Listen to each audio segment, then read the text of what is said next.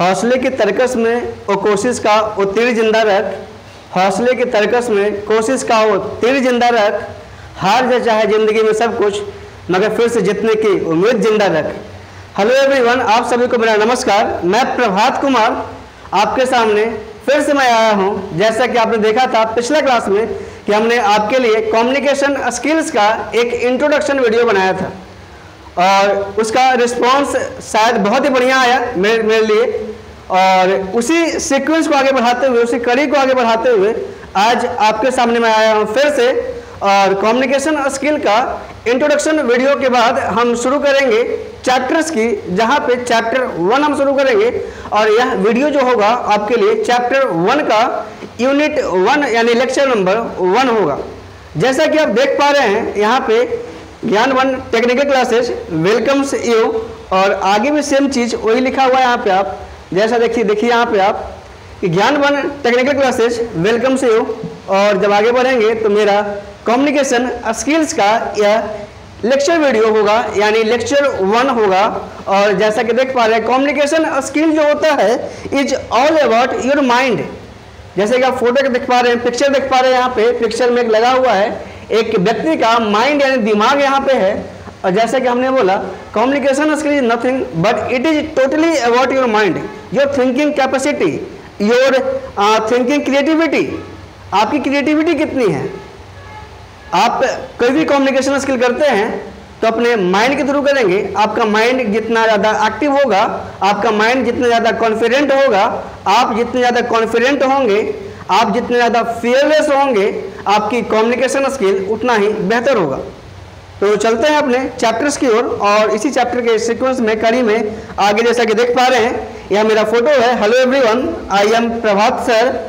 I am here because I love to teach communication skills। जैसे कि देख पा रहे हैं if any person wants to contact, मेरे कोई व्यक्ति हमसे बात करना चाहता है, हमसे कांटेक्ट करना चाहता है, they can freely call me at 7065147417। लेकिन कॉल आप करेंगे 10 बजे से पहले, 10 बजे के बाद आप रात में कॉल ना करें। ये मेरी आपसे एक रिक्वेस्ट है, क्योंकि मेरी भी एक पर्सनल लाइफ होगी, पर्सनल लाइफ है, और पर्सनल लाइफ में मैं भी एक बिजी रहता हूँ। तो चलते हैं, आगे बढ़ते हैं और आगे शुरू करते हैं अपने कम्युनिकेशन स्किल्स को। और उससे पहले हम बात करेंगे कि why we need to study communication skill. हमें आखिर ज़रूरत क्यों पड़ी कम्युनिकेशन स्किल पढ़ने की? जैसे कि हमने इंट्रोडक्शन वीडियो में ही आपको बता दिया था 2-3 पॉइंट्स। और पहला पॉइंट बताया था हमने कि कम्युनिकेशन स्किल्स पढ़ने के बाद आप पाएंगे you will feel that you have got a lots of confidence inside you। आप ये पढ़ेंगे कि अपने अंदर आपको एक कॉन्फिडेंट बिल्ड होगा, कॉन्फिडेंट मिलेगा। तो वही देखिए आप यहाँ पे पहला पॉइंट जो लिखा है आपका फर्स्ट पॉइंट, और फर्स्ट पॉइंट लिखा हुआ है कि कम्युनिकेशन स्किल मुझे क्यों पढ़ना चाहिए। और उसी में हमारा फर्स्ट पॉइंट है to acquire the skills of knowledge यानी language and to develop confidence in speaking English with correct pronunciation. यानी फर्स्ट पॉइंट आपके सामने लिखा हुआ है to acquire the skills of language. यानी मैंने पहले ही बताया था कि जो बच्चे अभी डिप्लोमा में जस्ट इंटर किए हैं, यानी उन बच्चों को कम्युनिकेशन स्किल फर्स्ट ईयर में पढ़ना होता है, इसलिए ताकि आपके अंदर लैंग्वेजेस का स्किल आ जाए।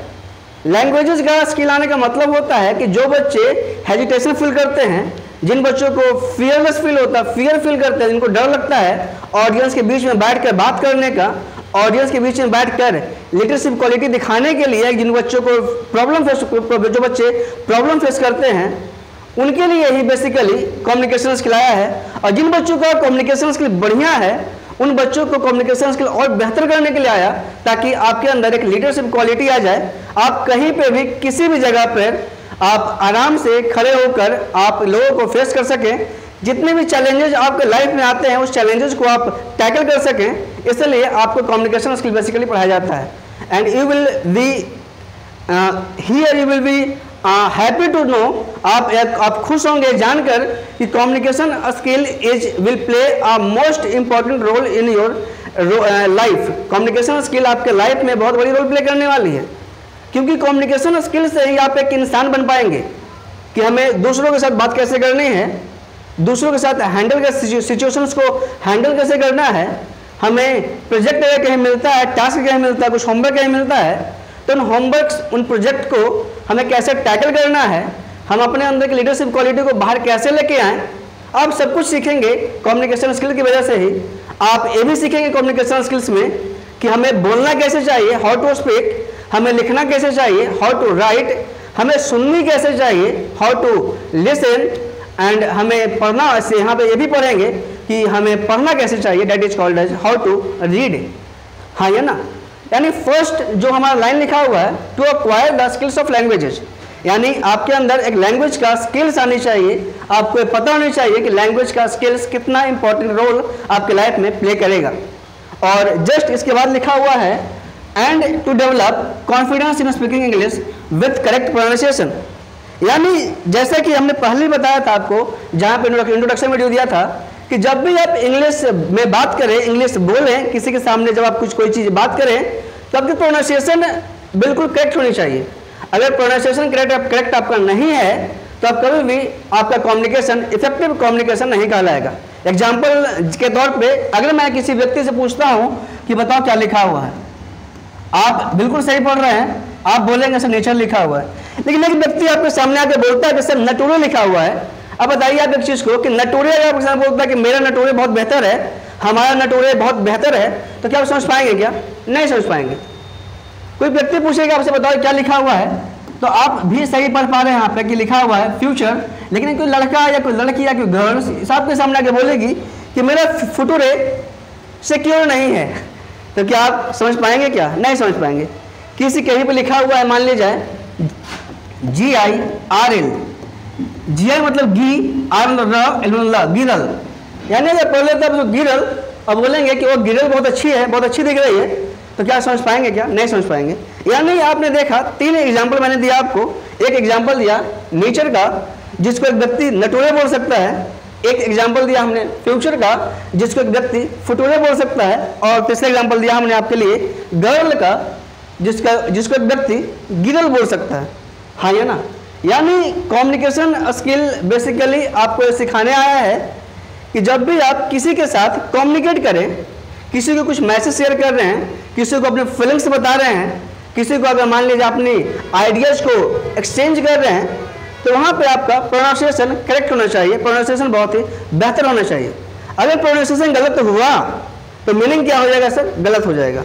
यानी फर्स्ट पॉइंट यही बोल रहा है, you must be aware of your pronunciation while speaking in a public place या while speaking to any other person.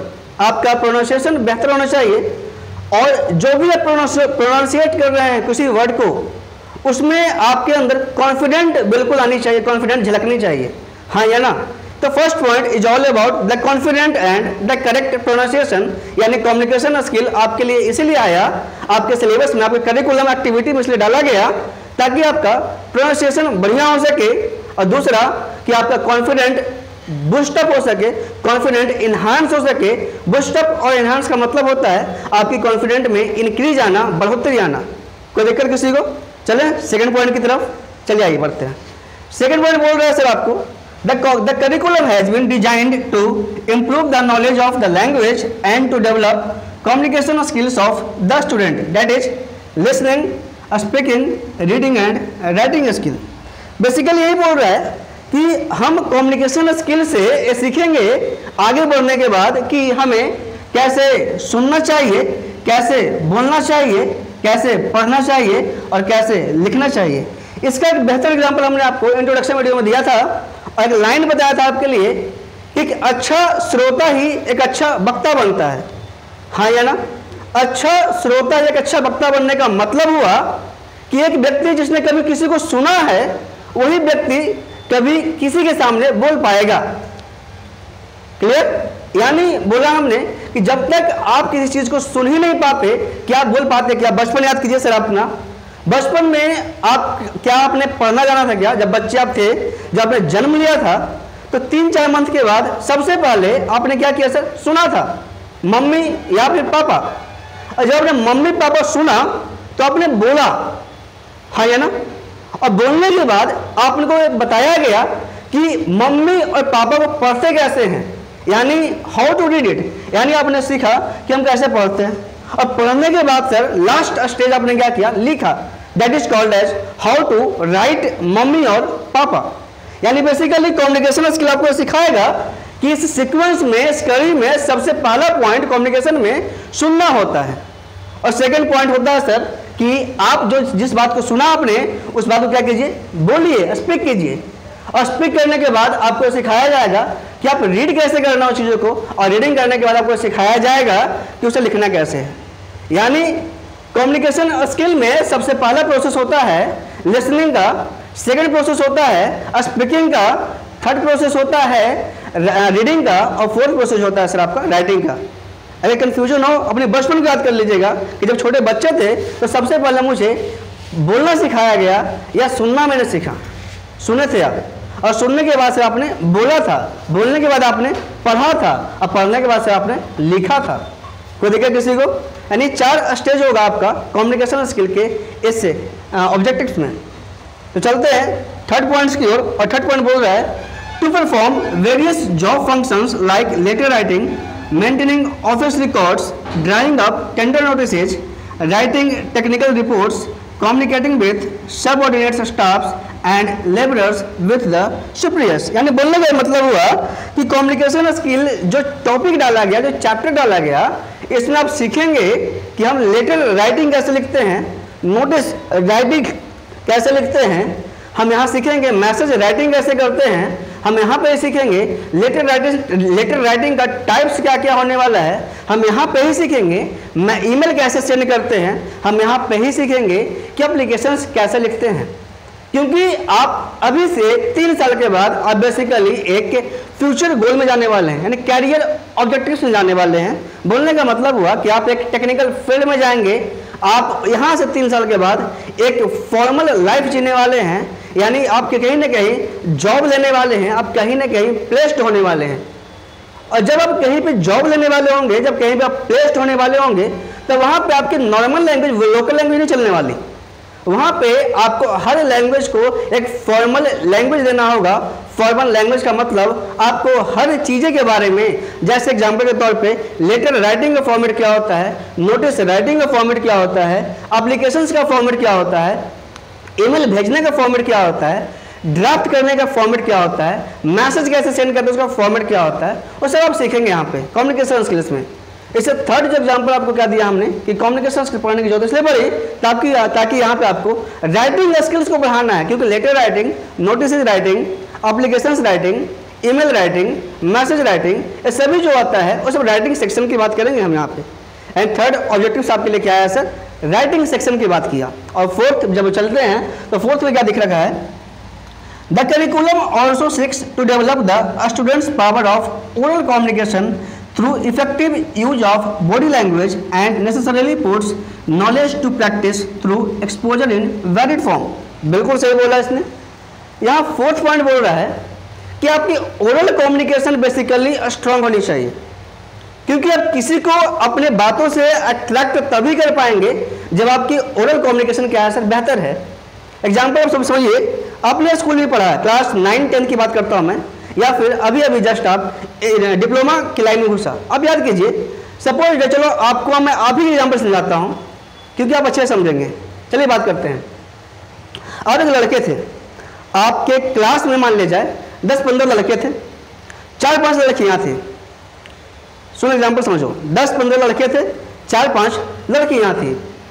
अब बताओ मुझे, उन 4-5 लड़कियों से अगर बात करना आपको होता था, एक बंदा, एक लड़का अगर शर्मा रहा होगा तो क्या वो लड़का कभी भी उस लड़की से बात कर पाता था क्या?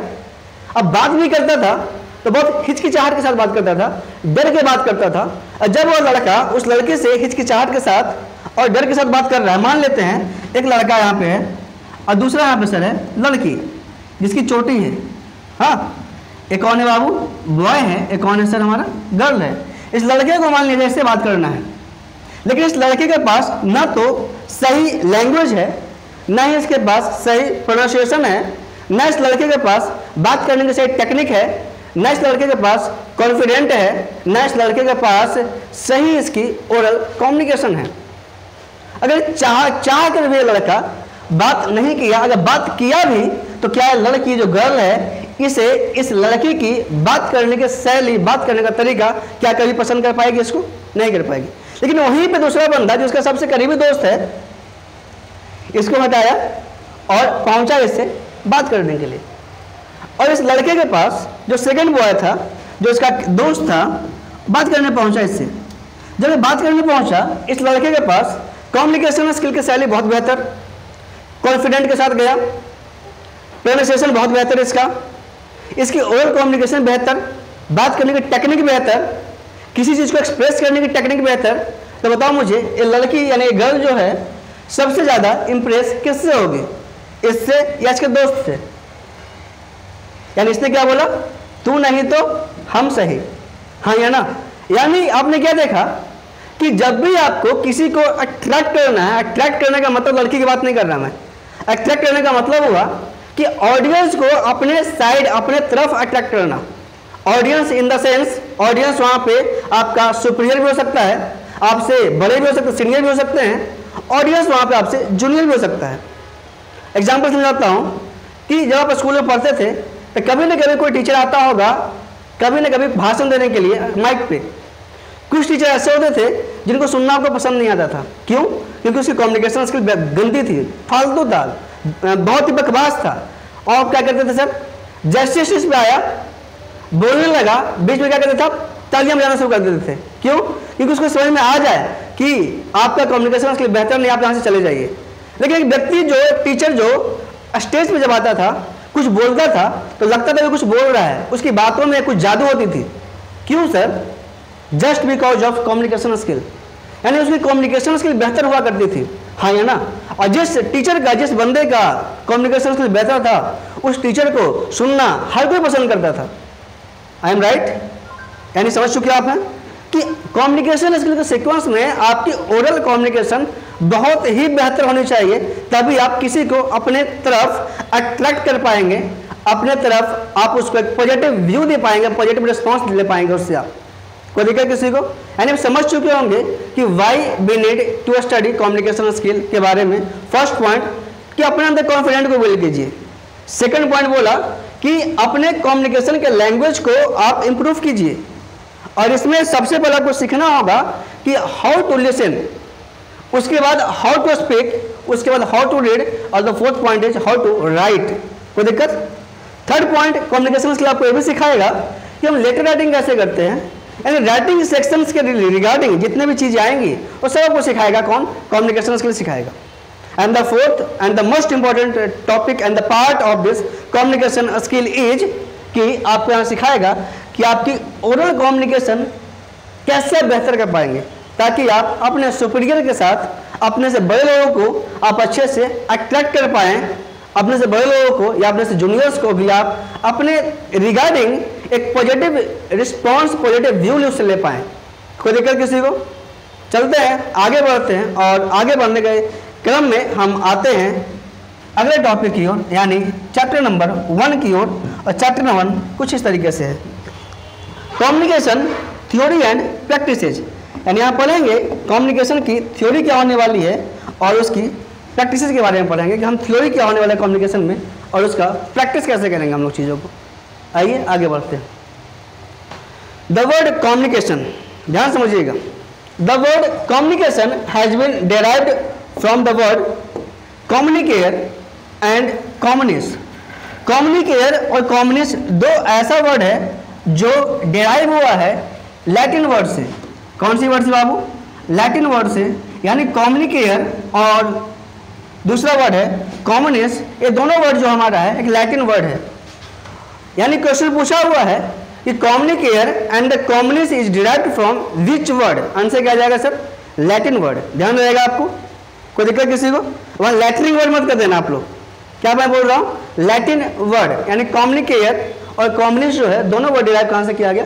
लैटिन वर्ड से, विच मीन्स टू शेयर और एक्सचेंज। बोलने का मतलब क्या है कि कम्युनिकेयर और कम्युनिस्ट का मतलब होता है to exchange, to share, to impart. क्या बोला हमने? To communicate, to share, to impart to express, to exchange, आप जो भी बोल दीजिए सबका मीनिंग सेम है। इसका मतलब हुआ कि किसी भी अपने आइडिया को, अपने इंफॉर्मेशंस को, अपने टेक्निक को, अपने मैसेजेस को किसी के सामने बदलिए, यानी एक्सचेंज कीजिए, एक्सप्रेस कीजिए, बताइए उसको, इम्पार्ट कीजिए, अपने जगह से दूसरी जगह भेजिए, आप उसको शेयर कीजिए या उससे आप कम्युनिकेट कीजिए। सब का मीनिंग सेम है, चाहे आप उसको बोल दीजिए कम्युनिकेट करना, एक्सप्रेस करना, हाँ, चाहे उसको बोल दीजिए इम्पार्ट करना, आप उसे बोल सकते हैं एक्सप्रेस करना, इम्पार्ट करना, शेयर करना, कम्युनिकेट करना। यानी बोलने का मतलब हुआ कि कम्युनिकेयर कहीं भी वर्ड दिखे आपको या कम्युनिस्ट वर्ड कहीं भी दिखे आपको, सब का मतलब होता है to exchange your ideas, views, techniques, knowledge, informations, messages, etc। यानी अपने अंदर की भावनाओं को दूसरों को बताना ही कम्युनिकेशन कहलाता है। क्या बोला हमने? अपने अंदर की भावनाओं को सामने वाले के सामने रख देना, बता देना ही कम्युनिकेशन कहलाता है। कोई दिक्कत किसी को? श्योर, आगे बढ़ सकते हैं? तो चलिए हम आगे बढ़ते हैं। यहाँ पे एक वर्ड याद रखिएगा कि कम्युनिकेयर और कम्युनिस्ट जो है एक डिराइव किया गया एक लैटिन वर्ड से, क्योंकि इससे क्वेश्चन कम से कम 4 से 5 बार पूछा हुआ एग्जाम में आपका। कोई दिक्कत किसी को? तो चलते हैं हम आगे बढ़ते हैं इसके आगे में।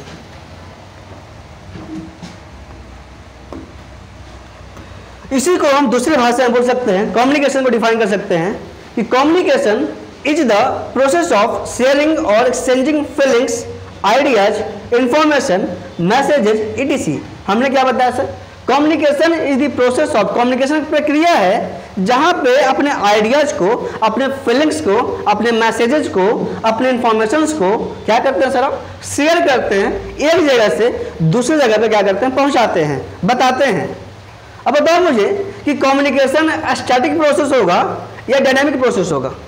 स्टैटिक का मतलब होता है क्या कि जो चीज़ रुकी हुई है, जो चीज़ एक जगह पे है। डायनामिक का मतलब हुआ जिसमें कुछ ना कुछ मूवमेंट है, जो चल रहा है। अब बताओ मुझे एक चीज़ कि जब क्या आप जिंदगी भर किसी एक इंसान को पकड़ के हमेशा बात करते हैं क्या? कि बात करने की प्रक्रिया जो है, बात करने की टेक्निक है, हर दिन चेंज होता है आपका। आपने आज किसी से बात किया, कल किसी और से बात करेंगे, परसों किसी और से बात किया, अगले दिन किसी और से बात करेंगे। यानी बोलने का मतलब हुआ communication is a dynamic process. Dynamic का मतलब हुआ कि फिक्स्ड प्रोसेस नहीं है, ये चेंज होते रहेगा पर्सन टू पर्सन। हाँ या ना? यानी कम्युनिकेशन कैसा प्रोसेस है sir? Dynamic process which requires, जिसे जरूरत होती है एक सेंडर के रिसीवर के। सेंडर और रिसीवर का मतलब क्या होता है समझिए चीजों का। जैसे एग्जाम्पल के तौर पे हमने बोला, एक एग्जाम्पल हमने लिया था इंट्रोडक्शन वीडियो में बताया था कि मान लिया जाए एक लड़का है और एक कौन है सर? हमारी एक लड़की, जिसकी क्या रखा हुआ है? चोटी रखा हुआ है। इस लड़के ने इस लड़की को बोला आई लव यू। क्या बोला बाबू? I love you. किसने बोला है? इस लड़के ने बोला। किसको बोला बाबू? गर्ल को बोला, लड़की को बोला। तो जिसने आई लव यू बोला, यानी जिसके माइंड में सबसे पहले कोई आइडिया अराइज हुआ, आइडिया उत्पन्न हुआ, कुछ चीजें उसके माइंड में आया, और जिसके माइंड में आइडिया हो, इंफॉर्मेशन हो, कोई मैसेज हो, कोई फीलिंग्स हो, कुछ भी चीजें अगर अराइज होता है, आता है, उत्पन्न होता है, तो वो लड़का जो है यानी बॉय के मन में उत्पन्न हुआ। और बॉय के मन में क्या आइडिया तो उत्पन्न हुआ सर? चलो इस लड़की को क्या किया जाए? प्रपोज किया जाए, आई लव यू बोला जाए। यानी ये लड़का जो यहाँ पे कहलाया, इस बॉय को हम क्या बोलेंगे बाबू? सेंडर बोलेंगे। कोई दिक्कत किसी को? इसने किसको बोला है? एक लड़की को बोला, चाहे डायरेक्टली बोला हो या इनडायरेक्टली बोला हो। बोला किसको बोला? गर्ल को बोला। चाहे सामने से बोला हो, चाहे मैसेज सेंड किया हो, चाहे टेलीग्राम पे मैसेज किया हो, चाहे व्हाट्सएप पे मैसेज किया, एनी सीक्वेंस, एनी मोड में इसने क्या किया? इसको मैसेज सेंड किया या बताया या बोला, एक्सप्रेस किया अपनी भावना को। तो जिसने मैसेज को रिसीव किया, मैसेज किसने रिसीव किया? मैसेज रिसीव किया गर्ल ने। यानी गर्ल ने मैसेज रिसीव किया, किसका किया बाबू? बॉय का। बॉय का मतलब कौन हुआ? सेंडर का। सेंडर मैसेज को सेंड करेगा और बॉय जो होगा, सॉरी गर्ल जो होगी और मैसेज को क्या करेगी? रिसीव करेगी। और जिसने मैसेज को रिसीव किया है वो पर्सन कहलाएगी रिसीवर। क्या कहलाएगी बाबू? रिसीवर। रिसीवर का मतलब होता है जिसने मैसेज पाया, और सेंडर का मतलब होता है जिसने मैसेज को सेंड किया। बस अभी के लिए इतना समझो कि बॉय ने गर्ल को आई लव यू बोल दिया, जहां पे बॉय सेंडर कहलाया और गर्ल्स कौन कहलाई, रिसीवर कहलाएगी। बाकी की कहानी जब आगे बढ़ेंगे तो धीरे धीरे बताते जाएंगे आगे का प्रोसेस क्या हुआ, कोई दिक्कत आगे बस इतना समझिए आप। तो चलिए समझ चुके हैं कि कम्युनिकेशन किसको बोलेंगे। Communication is the process of sharing और एक्सचेंजिंग, शेयर करना या एक्सचेंज करना। क्या एक्सचेंज करना सर, अपने आइडिया को, अपने इंफॉर्मेशन को, अपने अंदर की टेक्निक्स को, अपने अंदर की फीलिंग्स को, अपने अंदर की मैसेजेस को। And communication is always a dynamic process which require, जिसे चाहिए कम्युनिकेट करने के लिए एक सेंडर और एक रिसीवर। जैसे यहाँ पे मैं पढ़ा रहा हूँ आपको, तो मैं कौन हूँ सर, मैं सेंडर हूँ। किसको पढ़ा रहा हूँ, आपको पढ़ा रहा हूँ। आप नॉलेज गेन कर रहे हैं हमसे, तो आप कौन कहलाए, मैं, you will be called as a receiver, हाँ या ना। यानी I am a sender and you are a receiver. कोई दिक्कत किसी को। चलिए बढ़ते हैं आगे और आगे बात करेंगे कि इसमें टेक्निक में क्या क्या आएगा चीज़ें। बस इतना छोटे समझ लीजिए कि कम्युनिकेशन का डिफरेंस हमने दिया। Communication is the process of sharing और exchanging your ideas, your views, your information, your technique, your methods, your messages, your feelings. And communication is always a dynamic process which requires a sender and a receiver. कोई दिक्कत। चलते बढ़ते हैं अब आगे और बात करेंगे कि हम कम्युनिकेशन में आगे बात करने वाले हैं। चलिए अब कुछ यहाँ पे लाइन लिखा हुआ है कि कम्युनिकेशन में अलग अलग एक्सपर्ट्स ने अलग अलग लाइन दिया, लेकिन सब लाइन का मतलब सेम होता है सर। कोई दिक्कत किसी को। 3 एक्सपर्ट्स ने लाइन दिया जिसको पढ़ना आपको है। फर्स्ट दिया हुआ है according to Keith Davis. Keith Davis के अकॉर्डिंग बताया गया कि केथ डेविस एक हमारे एक्सपर्ट्स हैं और इन एक्सपर्ट्स के द्वारा बताया गया communication is the process of passing information and understanding from one person to another person. Obviously communication एक ऐसा प्रोसेस है जहां पे कम्युनिकेशन एक ऐसा प्रोसेस है जहां पे आप किसी भी इंफॉर्मेशन को, किसी भी मैसेजेस को, किसी भी आइडियाज को, किसी भी टेक्निक्स को, किसी भी फीलिंग्स को, किसी भी इमोशंस को आप क्या करते हैं बाबू, शेयर करते हैं, बताते हैं दूसरे को। तो वही लिखा हुआ है कि communication is the process of sharing या पासिंग इंफॉर्मेशन। और क्यों करते हैं, ताकि एक पर्सन दूसरे पर्सन की भावना को, एक पर्सन दूसरे पर्सन के आइडियाज को, एक पर्सन दूसरे पर्सन की टेक्निक्स को, इमोशंस को या फीलिंग्स को समझ पाए, हाँ या ना। तो देखिए वही लिखा है यहाँ पे कि communication is the process of passing information and understanding from one person to another person. यानी आपने जो बोला वो व्यक्ति उसको समझेगा, उसने जो बोला उसको आप समझेंगे। यानी यहाँ पे एक्सचेंज हो रहा है, एक जगह से दूसरी जगह, दूसरी जगह से एक जगह पे।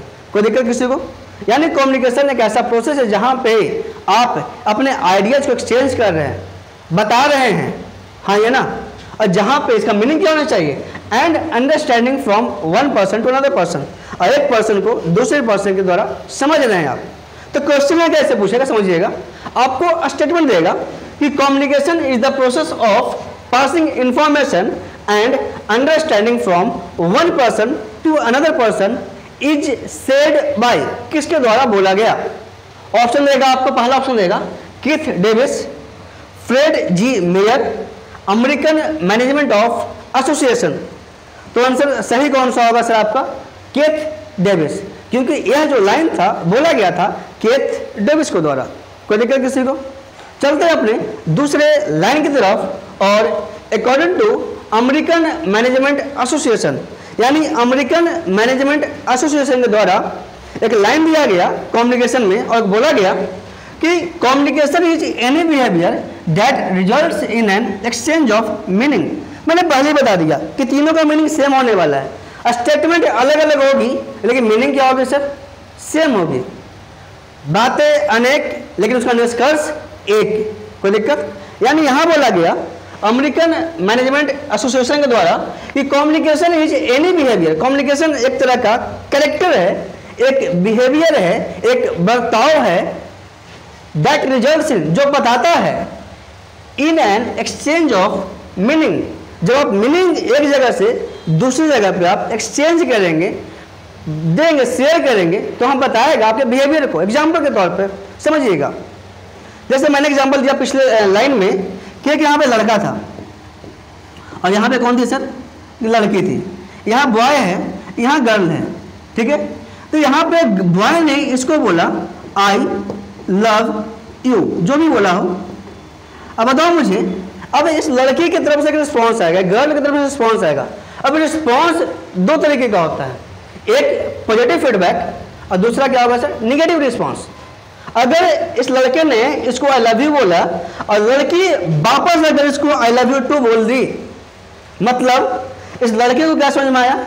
ये भी मेरे लाइन को फेवर कर रही है, हाँ ये ना। यानी यहाँ पे जो उसने चाहा उसने वह रिप्लाई दिया, लेकिन यहाँ पे आई लव यू टू की जगह पे अगर रिस्पॉन्स में सैंडल आ गया तो बताओ क्या होने वाला है? रिस्पॉन्स कैसा है सर? निगेटिव रिस्पॉन्स हुआ, हाँ ये ना। इसलिए चाहा कुछ और, बोलना चाहा कुछ और, लेकिन इससे मिला कुछ और।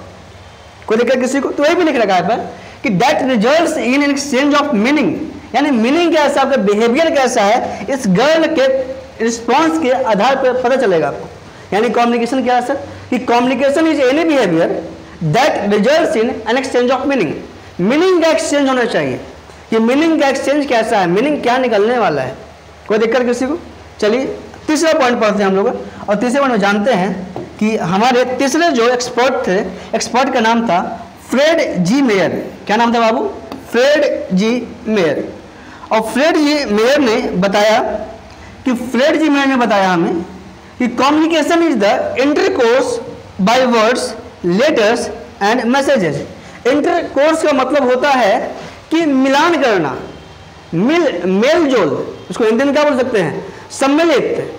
यानी बोलने का मतलब हुआ कि कम्युनिकेशन और कुछ नहीं है, वर्ड्स का, लेटर्स का और मैसेजेस का सम्मिलित एक सेंटेंस है। ऑब्वियसली जब आप बात करते हैं तो कुछ ना कुछ तो वर्ड ही बोलते हैं, कुछ ना कुछ लाइन बोलते हैं और कुछ ना कुछ लंबा सा स्टेटमेंट बोलते हैं, यानी सबका क्या है? वो मेल जोल है। That is called intercourse. Intercourse का मीनिंग यही हुआ कि communication is the intercourse by words, letters और मैसेजेस। यानी यहाँ पे बेसिकली आपको ये ध्यान रखना है कि किस एक्सपर्ट ने कौन सी लाइन बोला। जब बात करेगा इंटरकोर्स की बात करेगा तो इंटरकोर्स की बात किसने किया था सर? फ्रेड जी मेयर ने किया था। जब बात करेगा अमेरिकन मैनेजमेंट एसोसिएशन का तो यहाँ वर्ड पकड़िएगा बिहेवियर, कि बिहेवियर का वर्ड किसने बात किया था? अमेरिकन मैनेजमेंट एसोसिएशन ने। और जब बात करेगा अंडरस्टैंडिंग का, समझने का, तो यहाँ से पकड़िएगा केथ डेविस। तीन कीवर्ड हमने दिया। अंडरस्टैंडिंग की बात करेगा, मतलब हुआ केथ डेविस। जब बात करेगा सर आपसे बिहेवियर की तो अमेरिकन मैनेजमेंट एसोसिएशन ने बात किया था। और जब बात करेगा आपसे इंटरकोर्स की तो बात किसने किया था सर? फ्रेड जी मेयर ने किया था बात। कोई दिक्कत किसी को? तो यहाँ से आपको तीन क्वेश्चन में से एक क्वेश्चन आपके एग्जाम में मिलेगा कि the given statement is said by which type of expert या विच एक्सपर्ट्स। आपके पास तीन एक्सपर्ट्स का हमने नाम दिया, एक था केथ डेविस, दूसरा था अमेरिकन मैनेजमेंट एसोसिएशन का दिया और तीसरा दिया था हमने वर्ड आपको फ्रेड जी मेयर का। श्योर आप यहाँ तक? तो चलते हैं, आप आगे बढ़ते हैं और आशा करते हैं कि यहाँ तक वो समझ चुके होंगे कि हमने यहाँ तक बताया आपको कि कम्युनिकेशन किसे बोलते हैं, कम्युनिकेशन कैसा प्रोसेस है और कम्युनिकेशन में क्या क्या चाहिए होगा। कोई दिक्कत? किसी भी एक्सपर्ट के द्वारा कम्युनिकेशंस का मीनिंग क्या क्या था हमने आपको मीनिंग बताया। तो बढ़ते हैं अपने अगले टॉपिक की ओर। और अगला टॉपिक जो हमारा है, टॉपिक कुछ इस तरीके से है, समझिएगा।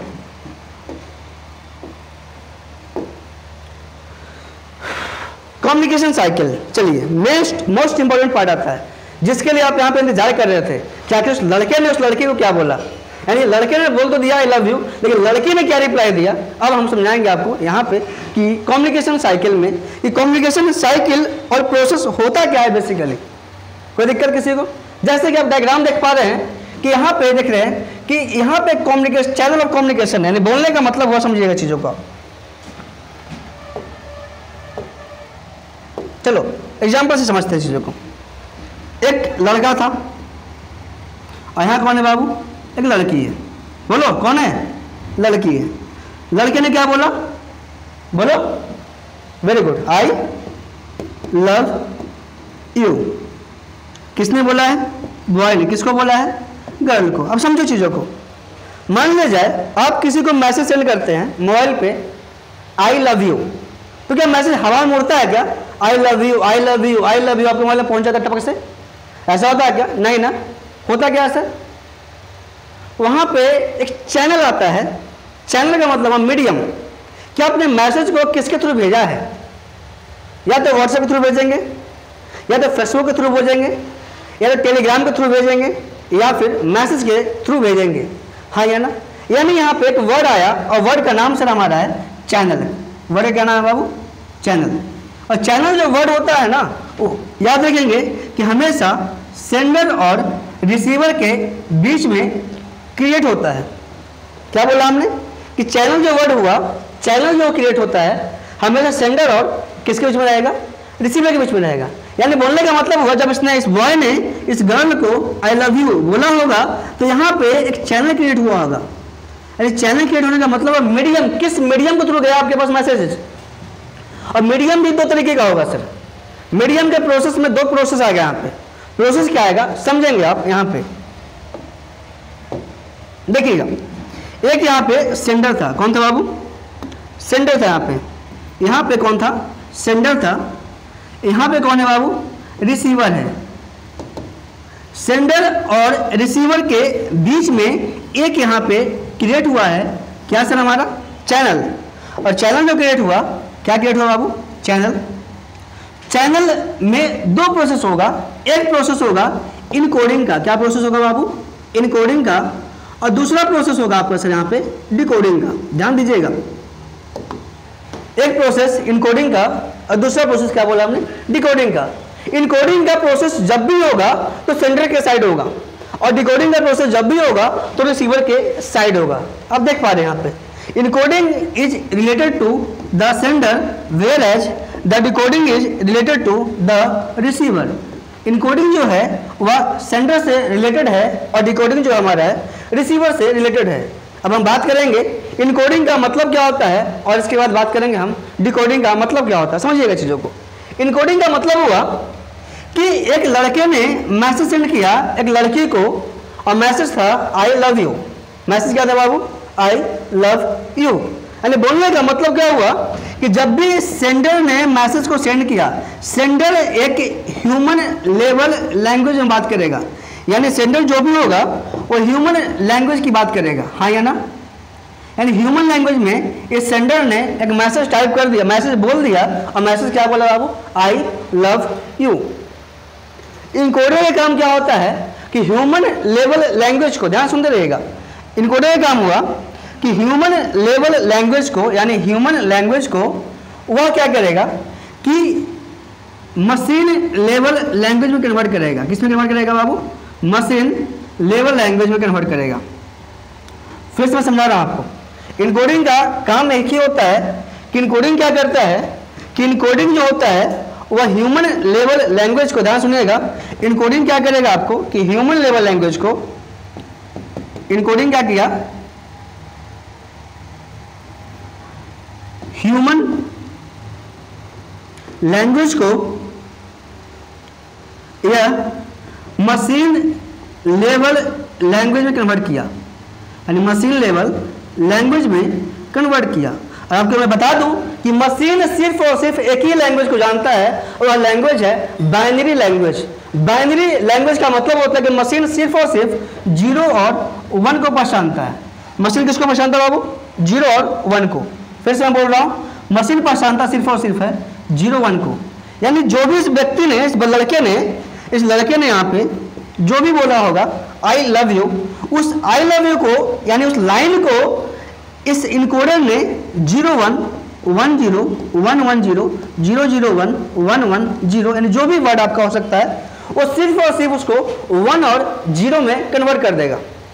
यानी इनकोडर का काम एक ही हुआ कि ह्यूमन लेवल लैंग्वेज, यानी कि जो हम बोलते हैं उस लैंग्वेज को इनकोडर क्या करता है कि मशीन लेवल लैंग्वेज में कन्वर्ट करेगा। और मशीन लेवल लैंग्वेज यानी मशीन सिर्फ और सिर्फ एक ही लैंग्वेज को जानता है, और वह लैंग्वेज होता है बाइनरी लैंग्वेज। और बाइनरी लैंग्वेज किसको बोलते हैं? जो जहां पे किसी भी लाइन को हम सिर्फ और सिर्फ 0 और 1 के फॉर्म में कन्वर्ट कर सकते हैं। बाइनरी का मतलब हुआ बाई मतलब 2, और 2 लाइन का मतलब हुआ कि 2 वर्ड का मतलब हुआ सिर्फ और सिर्फ 0 और 1। कोई दिक्कत किसी को यहाँ पे? यानी हमने बोला था, लड़के ने बोला था आई लव यू, उस आई लव यू को इनकोडर ने क्या किया कि 0110001110 में कन्वर्ट कर दिया, चेंज कर दिया। कोई दिक्कत किसी को? अब मुझे एक चीज बताओ कि अगर हमने लिखा था आई लव यू और इनकोडर ने क्या किया, इनकोडर कहाँ था? सेंटर के साइड में। इनकोडर ने क्या किया कि उस आई लव यू को लाइन को 11000001 में चेंज किया और डायरेक्टली यही मैसेज उस गर्ल तक पहुंच जाता 11000001। तो क्या उस गर्ल को पता चल पाता कि उसने मुझे क्या बोला सर? क्योंकि आप एज ए व्यक्ति, आप एक पर्सन है, अब आप कभी भी मशीन लेवल लैंग्वेज को नहीं समझ पाएंगे। अब बात आती है क्या कि मशीन लेवल लैंग्वेज को वापस से ह्यूमन लेवल लैंग्वेज में कन्वर्ट कौन किया सर? तो उसका काम होता है किसका? डिकोडर का। और डिकोडर के यहाँ पे क्या बताया था हमने आपको कि इनकोडिंग के केस में, यानी यहाँ पे बताया था हमने आपको कि चैनल जो होगा, चैनल जो होता है दो तरह के काम करता है। और चैनल जब यहाँ पे क्रिएट हुआ था तो चैनल ने दो तरह के काम किया था सर। यहाँ पे एक काम किया था इनकोडिंग का और दूसरा काम किया था सर आपका डिकोडिंग का। ध्यान समझते रहिएगा। यहाँ कौन था बाबू? आपका सेंडर था और यहाँ कौन था सर? आपका रिसीवर था। ठीक है। इनकोडर क्या किया? ह्यूमन लेवल लैंग्वेज को उसने चेंज कर दिया मशीन लेवल लैंग्वेज में। ए मतलब मशीन, एल मतलब लेवल मतलब लैंग्वेज। कोई दिक्कत? अब यहाँ पे जो आया था ILU वर्ड जो था आई लव यू, इसको चेंज किया था 110010 जो भी मान लेते हैं। अब यह मैसेज कहाँ पहुंचा? Receiver side. लेकिन रिसीवर साइड पहुंचने से पहले कौन आया सर? डिकोडर। अब डिकोडर क्या किया? इस मशीन लेवल लैंग्वेज को चेंज कर दिया। किस में चेंज किया सर? ह्यूमन लेवल लैंग्वेज में। और मैसेज कहाँ तक पहुंच गया? रिसीवर पर पहुंच गया। यानी यहाँ पे बेसिकली आपको मैं तीन चीज समझाने की कोशिश किया कि सेंडर वो होता है जो मैसेज को रिसीव करता है, सॉरी मैसेज को सेंड करता है, और रिसीवर वो होता है जो मैसेज को रिसीव करता है। और बीच में सेंडर और रिसीवर के बीच में एक चैनल क्रिएट होता है। और चैनल दो तरीके का होता है। चैनल में दो प्रोसेस होता है। एक प्रोसेस होता है इनकोडिंग का और दूसरा प्रोसेस होता है डिकोडिंग का। इनकोडिंग में क्या होता है कि जो हमने मैसेज लिखा था उसको वह 01 के फॉर्म में चेंज कर देगा। और डिकोडिंग का मतलब होता है कि जो 01 में मैसेज रिसीवर तक पहुंचने वाला था उसको वापस से मशीन लैंग्वेज को ह्यूमन लेवल लैंग्वेज में चेंज कर दिया और मैसेज आपके गर्ल्स के मोबाइल में पहुंच गया। कोई दिक्कत किसी को? और गर्ल के मोबाइल में मैसेज क्या पहुंचता है? आई लव यू का।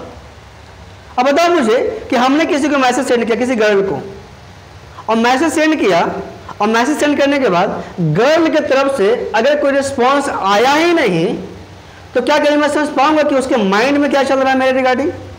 नहीं समझ पाऊंगा। क्या आप समझ पाएंगे क्या? अगर मैंने किसी को बोला बाबू पानी लेके आओ, तो बच्चा क्या बोलेगा? दो ही वर्ड बोल सकता है कि ठीक है लेकर आते हैं, या क्या बोलेगा? ना लाएंगे। लेकिन आपने बोला किसी बच्चे को पानी लेकर आओ और बच्चा चुपचाप बैठा रह गया, तो आप क्या सोचते हैं?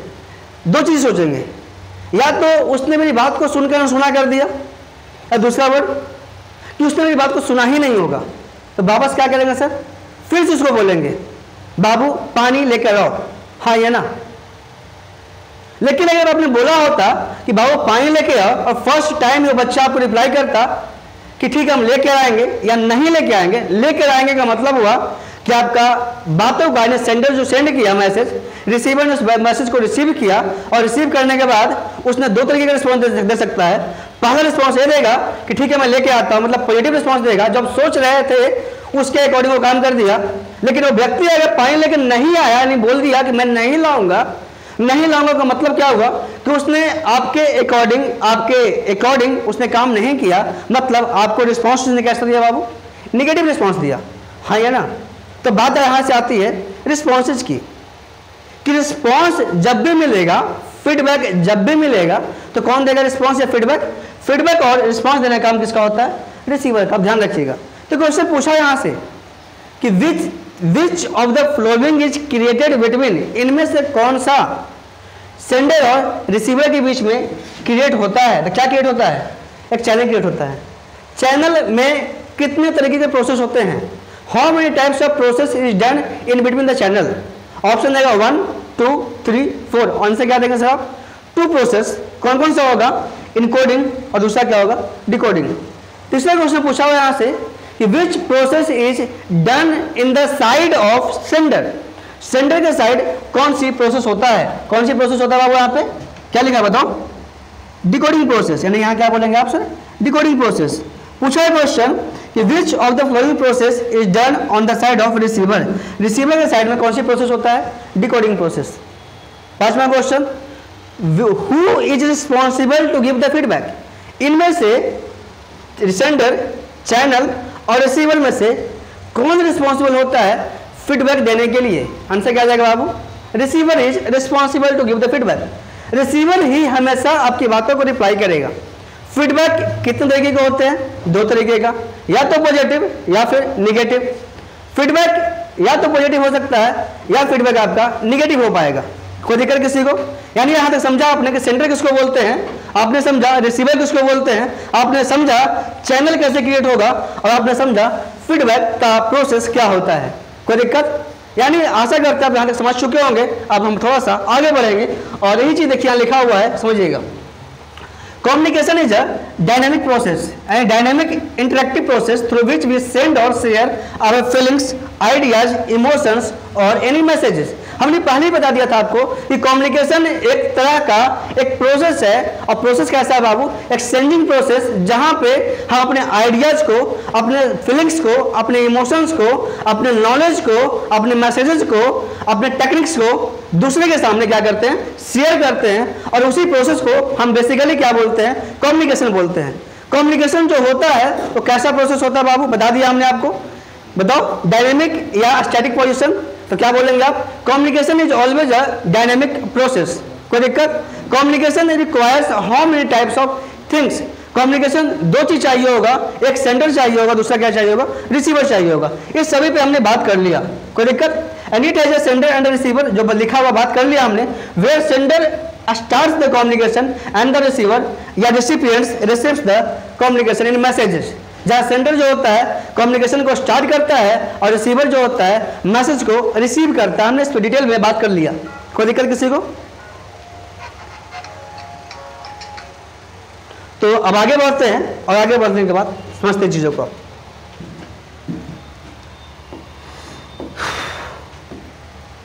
जैसे कि आप देख पा रहे हैं एक डायग्राम छोटा सा, जहां हमने बताया, पहले ही बताया सर आपको कि मैसेज जब भी क्रिएट होगा, जब भी आएगा तो सेंडर के माइंड में आएगा। कोई भी आइडिया जब भी आएगा, ध्यान समझिएगा, एक कौन है यहाँ पे? एक सेंडर है। और कोई भी मैसेजेस फॉर्मुलेट होंगे, कोई भी मैसेजेस जब भी आएगा तो हमेशा और हमेशा सेंडर के माइंड में आता है, क्योंकि सेंडर ही मैसेज को क्रिएट करता है, सेंडर ही मैसेज को बनाता है। तो हमने क्या बोला कि one who sends any message, जो एक व्यक्ति जो किसी मैसेज को बता रहा है, किसी मैसेज को भेज रहा है, उसको क्या बोलते हैं सर? हम लोग सेंडर बोलते हैं। तो आप देख पा रहे हैं यहाँ पे एक सेंडर है, और सेंडर जो है एक मैसेज को फॉर्मुलेट किया, मैसेज को बनाया, और यह सेंडर जो था, क्या देख रहे हैं आप कि सेंडर जो था एक मैसेज किसको भेजा बाबू? एक रिसीवर को। यानी मैसेज इसने किसने रिसीव किया है? मैसेज एक गर्ल ने रिसीव किया, और मैसेज भेजा किसने था? एक किसी बॉय ने, जो पहले एग्जाम्पल दिया था हमने। किस बॉय ने इस गर्ल को क्या बताया था हमने? बोलता है, और क्या बोलता है बाबू? I love you. यानी मैसेज सेंड किसने किया है? सेंडर ने सेंड किया। मैसेज पहुंचा किसके पास? रिसीवर के पास। और रिसीवर कौन थी? गर्ल थी। और गर्ल ने रिसीव क्या किया? आई लव यू। कोई दिक्कत किसी को? और हमने बताया था कि सेंडर और रिसीवर के बीच में एक चैनल क्रिएट होगा, और जहां आप देख पा रहे चैनल क्रिएट होगा। और चैनल जो होता है, चैनल में 2 तरीके का प्रोसेस होता है। एक प्रोसेस होता था सर आपका इनकोडिंग का, जो हमने पहले बता दिया आपको, और दूसरा प्रोसेस आप देख पा रहे हैं किसका होता है बाबू? डिकोडिंग का। इनकोडिंग हमेशा जब भी होगा तो सेंडर के साइड में होगा, और डिकोडिंग जब भी होगा तो किसके साइड होगा बाबू? रिसीवर के साइड में होगा। कोई दिक्कत? हमने बताया आपको कि इनकोडर का काम एक ही काम होता है कि ह्यूमन लेवल लैंग्वेज को, यानी ह्यूमन लेवल लैंग्वेज को यह चेंज करता है किसमें बाबू? मशीन लेवल लैंग्वेज में। यानी इनकोडर जो होता है वह ह्यूमन लेवल लैंग्वेज को वह मशीन लेवल लैंग्वेज में चेंज करेगा। मशीन लेवल लैंग्वेज का मतलब बताया कि मशीन सिर्फ और सिर्फ एक ही लैंग्वेज को जानता है, वह लैंग्वेज का नाम है बाइनरी लैंग्वेज। जो हमने बता दिया आपको, बाइनरी लैंग्वेज जो होता है वह दो चीजों से मिलकर बना 0 1। बाइनरी का मतलब बाई, और बाई का मतलब क्या होता है? दो, और दो का मतलब हुआ 0 और 1। यानी ह्यूमन लेवल लैंग्वेज को मशीन लेवल लैंग्वेज में कन्वर्ट करने का काम किसका हुआ? इनकोडर का। यानी बोलने का मतलब क्या हुआ कि जो भी इस लड़के ने, समझिएगा, जो भी इस लड़के ने मैसेज सेंड किया था, मैसेज क्या सेंड किया बाबू इसने सेंड किया, इसको सेंड किया था, क्या सेंड किया था? आई लव यू। तो यहां पे क्या हुआ कि इसने आई लव यू बोला, आई लव यू को इनकोडर में चेंज कर दिया 11001110 में। यानी यहां पे क्या देख रहे हैं आप कि दो ही वर्ड, या तो 1 या फिर 0, या तो 1 या फिर 0 में। और इनकोडर क्या काम किया कि किसी भी ह्यूमन लेवल लैंग्वेज को चेंज कर दिया। बताओ मुझे कि यदि रिसीवर के साइड डिकोडर ना होता तो मैसेज डायरेक्टली गर्ल के पास क्या पहुंचता सर? 110110।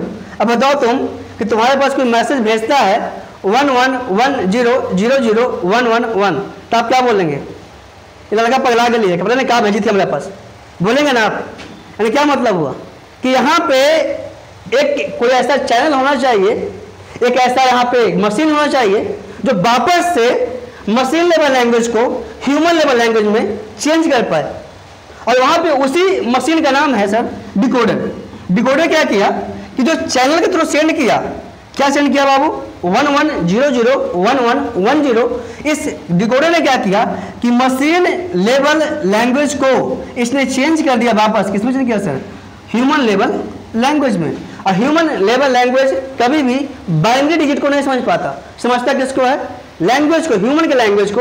यानी इसके पास एक मैसेज वापस से पहुंचा 110001 कन्वर्ट हो गया किसमें सर? आई लव यू में। और मैसेज किसके पहुंच चुका है? गर्ल के पास। मैसेज अभी तक गर्ल के पास पहुंच गया। अब बताओ मुझे कि आप किसी को मैसेज सेंड किए आई लव यू का और उसके साइड से कोई रिस्पॉन्स ही नहीं आया, तो आप क्या समझेंगे? दो चीजें समझेंगे। पहला कि शायद मैसेज होकर तक नहीं पहुंचा होगा, और दूसरा क्या समझेंगे आप कि कहीं ना कहीं मैसेज जो है बीच में कहीं फंस चुका है। हाँ या ना? अब बताओ मुझे कि क्या अभी तक आपका कम्युनिकेशन इफेक्टिव हुआ? क्या जो आप चाहते थे उसका रिस्पांस मिला? क्या नहीं मिला?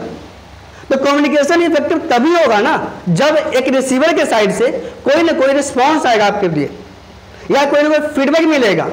रिस्पांस और फीडबैक मिलने का मतलब होता है कि जो मैसेज इस बॉय ने इस गर्ल को सेंड किया आई लव यू, अगर गर्ल ने वापस से एक मैसेज सेंड किया, अब समझो यहाँ पे रिस्पांस दो तरीके का मिलेगा आपको, या तो पॉजिटिव फीडबैक या फिर निगेटिव फीडबैक।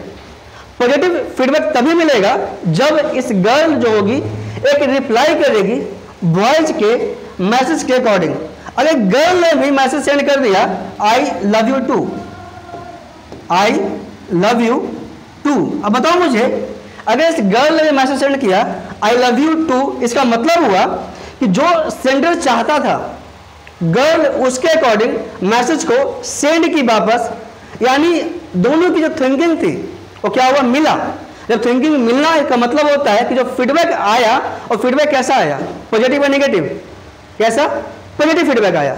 लेकिन बताओ मुझे एक चीज कि आई लव यू टू ना आकर एक गर्ल अगर इसको सैंडल भेज देती तो क्या होता? रिस्पॉन्स कैसा आता? बताओ। रिस्पॉन्स बिल्कुल निगेटिव रिस्पॉन्स आता। यानी उस सेंडर के अकॉर्डिंग इसने, रिसीवर ने फीडबैक नहीं दिया। बोलने का मतलब क्या हुआ कि फीडबैक देने का काम हमेशा किसका होगा बाबू? रिसीवर का होगा। फीडबैक कभी भी सेंडर नहीं देगा, फीडबैक कौन देगा? रिसीवर देगा। और रिसीवर फीडबैक जब भी देगा तो दो तरीके से दे सकता है, या तो पॉजिटिव फीडबैक या फिर निगेटिव फीडबैक। तो इसी को हमने क्या किया है, एक डायग्राम के तौर पे बताने की कोशिश किया। तो आप देख पा रहे हैं कि रिसीवर जो है एक यहाँ से फीडबैक दे रहा है, किसको वापस भेज रहा है? सेंडर को भेज रहा है। तो इस डायग्राम का मतलब यही था कि यही हमारा टोटली प्रोसेस ऑफ कम्युनिकेशन होगा। और प्रोसेस ऑफ कम्युनिकेशन में ध्यान रखेंगे आप कि टोटल यहाँ पे 5 चीजें होती है। बेसिकली होता 3 चीजें हैं। 3 चीजें क्या क्या होगा समझिएगा। एक सेंडर होगा जिसके माइंड में कोई आइडिया क्रिएट होगा, और जो आइडिया क्रिएट होगा वह सेंडर जो होगा कोई ना कोई मैसेज को, कोई ना कोई इमोशंस को, कोई ना कोई फीलिंग्स को, कोई ना कोई आइडियाज को क्या करेगा, सेंडर जो होगा सेंड करेगा। किसको सेंड करेगा? रिसीवर को। और सेंड करने के लिए बीच में एक चैनल चाहिए होता है, और वही यहाँ पे दिया हुआ है, एक चैनल चाहिए होगा।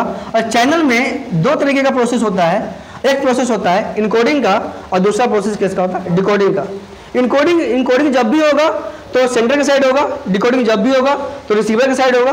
और रिसीवर का काम होता है लास्टली कि फीडबैक को दे देना, रिस्पॉन्स देना। और जब तक रिस्पॉन्स नहीं मिलेगा सेंडर को, तब तक कोई भी कम्युनिकेशन इफेक्टिव कम्युनिकेशन नहीं कहलाएगा। तो ध्यान रखिएगा कि इफेक्टिव कम्युनिकेशन होने के लिए एक सेंडर का मैसेज सेंड करना रिसीवर को, और रिसीवर का फीडबैक वापस देना किसको? सेंडर को। कोई दिक्कत किसी को? तो वही चीज़ यहाँ पे हमने बताने की कोशिश किया आपको, और आशा करते हैं कि चीज़ों को आप समझे होंगे बढ़िया तरीके से। तो अगला देखेंगे आप कि सेम डायग्राम यहाँ बना हुआ है, जिसको हमने एक ब्लॉक डायग्राम बनाया था। यहाँ पे सेम चीज़ें बता दी आपको यहाँ पे भी कि एक सेंडर हमें हमारे यहाँ पे इनकोडर हमेशा किसके साइड होगा बाबू? इनकोडर जब भी होगा आपका हमेशा किसके साइड होगा? सेंडर के साइड होगा। और डिकोडर जब भी होगा हमेशा रिसीवर के साइड होगा। कोई दिक्कत किसी को यहाँ तक? तो ब्लॉक डायग्राम जब भी आपको पूछेगा कि डिफाइन कम्युनिकेशन साइकिल, तो ध्यान रखेंगे कम्युनिकेशन साइकिल के सीक्वेंस में इस ब्लॉक डायग्राम को बनाना बेहद ही जरूरी होगा आपके लिए। जब तक ब्लॉक डायग्राम नहीं बनाएंगे, आप कितना भी क्यों लिख दीजिए, लेकिन ब्लॉक डायग्राम बना के लिखेंगे आपको तो आपको मार्क्स आपको फुल मिलेगा। लेकिन आप कितना भी छाप क्यों दीजिए, आप अगर ब्लॉक डायग्राम नहीं बना रहेगा आपको मार्क्स नहीं मिलेगा। कोई दिक्कत किसी को यहाँ तक? यानी आप यहाँ पे क्वेश्चन को बना देंगे शायद। तो चलते हैं, आगे बढ़ते हैं। आगे बढ़ने के सीक्वेंस आप देख पा रहे होंगे। यहाँ पे एक पिक्चर है, यहाँ पे दो कबूतर। अब क्या देख रहे हैं सर? दो यहाँ पे पिजन है। वांट बिग इम्पैक्ट का मतलब हुआ यदि कभी भी आपको एक पॉजिटिव इम्पैक्ट चाहिए, बड़ा सा इम्पैक्ट चाहिए, बड़ा सा रिजल्ट चाहिए, तो हमेशा आप उसके लिए एक क्या कीजिए? Always use effective mode of communication. हमेशा एक इफेक्टिव मोड ऑफ कम्युनिकेशन को यूज करें। जैसे कि आप जानते हैं कि पहले के समय में जितने भी राजा और महाराजा हुआ करते थे, वो सभी लोग मैसेजेस को सेंड करने के लिए हमेशा अपना एक कबूतर पाया करते थे, और उस कबूतर के थ्रू, पिजन के थ्रू क्या करते थे वो लोग? मैसेजेस को सेंड किया करते थे। तो बस एक छोटा सी चीज़ें हैं कि if you want a big impact always use a positive mode of communications, effective mode of communications. तो चलिए फिर अब यहाँ तक छोड़ते हैं। इसके जब आगे बढ़ेंगे हम लोग नेक्स्ट क्लास में मिलेंगे। तब तक के लिए खुश रहें, मुस्कुराते रहें। मिलते हैं नए क्लास में नए जोश, नए उम्मीद के साथ। तब तक के लिए bye bye. Thank you very much.